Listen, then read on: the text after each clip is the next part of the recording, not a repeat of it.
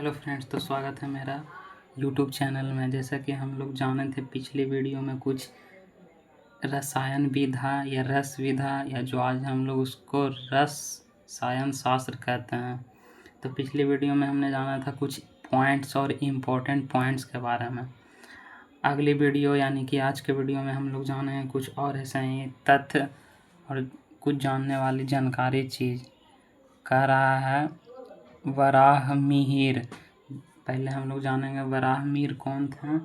ये एक भारतीय खगोलीय शास्त्र, रसायन शास्त्र और ज्योतिषी गणितज्ञ थे, जो 6वीं शताब्दी में उज्जैन में रहा करते थे।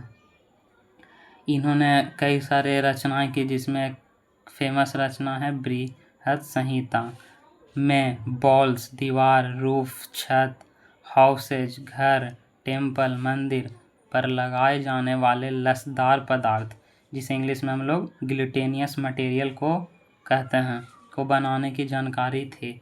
मतलब जो आज हम लोग पेंट के रूप में इस्तेमाल करते हैं, अब तो हाईटेक है। पहले के ज़माना में ऐसे लसदार पदार्थ का उपयोग किया जाता था कि जो दीवार पर चिपके हुए रहे।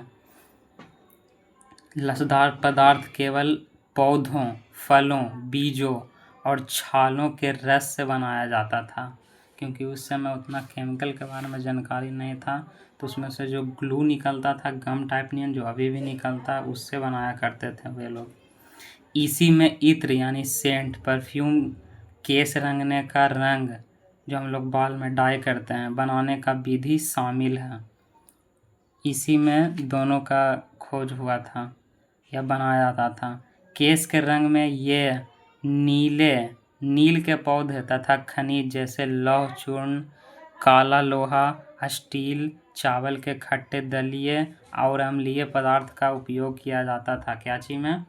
तो बाल रंगने के लिए पहले नील का पौधा होता था, नील इंडिगो, जिससे नील की खेती होती है, उससे कलर आता था। और कुछ धातु वाली चीज़ मिलाए जाते थे, लोहा, काला लोहा, स्टील, और थोड़ा खट्टे चीज़ मिलाए जाते थे, जिससे गामा का, और इसे कोई खा न ले, इसलिए इसमें अम्लीय पदार्थ मिलाया जाता था। इसी में नहाने का पाउडर, सुगंध यानी सेंट पाउडर, टेल्कम पाउडर का उल्लेख किया गया है।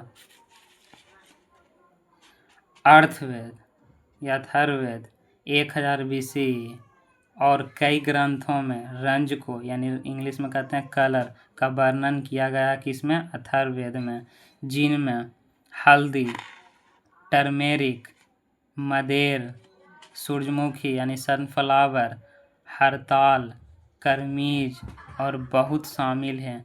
ये रंजकों के नाम यानी कलर के नाम है, जिसमें आप लोग हल्दी और सनफ्लावर जानते होंगे, बाकी नहीं जानते थे। ये कलर का नाम है। तो पूछा कि रंजकों का वर्णन किस वेद में है? तो अथर्ववेद में। तो नेक्स्ट जानेंगे हम।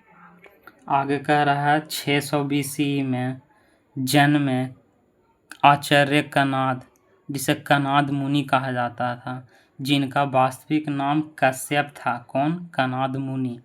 इन्होंने एक किताब लिखी जिसमें परमाणविक सिद्धांत का प्रतिपादन किया गया है।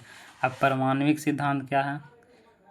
इन्होंने अति सूक्ष्म अविभाज्य कण, जो मतलब इतना छोटा कण जिसे तोड़ा नहीं जा सकता है, उस सिद्धांत का प्रतिपादन किया। उन्होंने इन छोटे कणों को परमाणु नाम दिया, एटम जिसके इंग्लिश में कहते हैं। इनके द्वारा वैशेषिका सूत्र एक पुस्तक का नाम है, जो पुस्तक लिखी गई, जिसमें उनके अनुसार सभी पदार्थ छोटी इकाइयों का समूह है। उन्होंने कहा कि सभी पदार्थ है जो छोटी इकाइयों का समूह है, मतलब इससे कोई छोटा चीज़ नहीं हो सकता। तो किस पुस्तक में रचना है? वैशेषिका सूत्र में। कनाद ने या कनाद मुनि ने यह भी बताया कि परमाणु अनेक प्रकार के होते हैं और पदार्थों के विभिन्न वर्गों के अनुसार इनमें भी भिन्नता आती है। कुछ इम्पोर्टेंट पॉइंट है, जैसे इस सिद्धांत की अवधारणा यानी कंक्लूजन जॉन डाल्टन कब खोज किए थे? तो 1766 से 1884 में से लगभग 2500 वर्ष पूर्व कणाद मुनि ने यह सिद्धांत दे दी थी कि यह सबसे छोटा कण है, इसको तोड़ा नहीं जा सकता, जिसे परमाणविक कण कहा जाता है। पदार्थ की छोटी इकाइयों का समूह, तो जॉन डॉल्टन के 2500 वर्ष पूर्व पहले ही इन्होंने सिद्धांत दे दिया था। इन्हीं के द्वारा लिखा गया चरक संहिता भारत का सबसे पुराना आयुर्वेद ग्रंथ है, मतलब आयुर्वेद, इसमें रिलेटेड, दवाई से रिलेटेड, इसमें रोगों का उपचार का विवरण दिया गया है कि रोग कैसे ठीक किया जाता है, कौन कैसा रोग है, उसके लिए कई प्रकार के इलाज थे।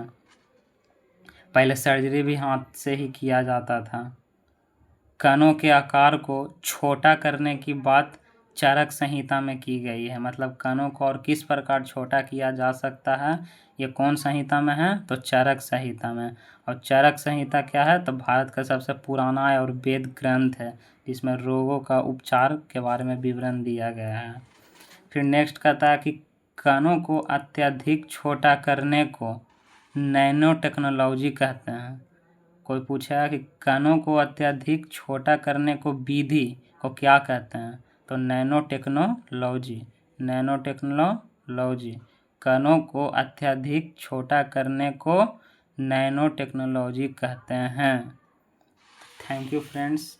और कुछ थोड़ा और पॉइंट्स है जो नेक्स्ट वीडियो में हम लोग जानेंगे। उसके बाद हमारा चैप्टर 1 केमिस्ट्री का अध्याय ख़त्म होगा, उसके बाद हम लोग फिर टॉपिक जानेंगे। Thank you.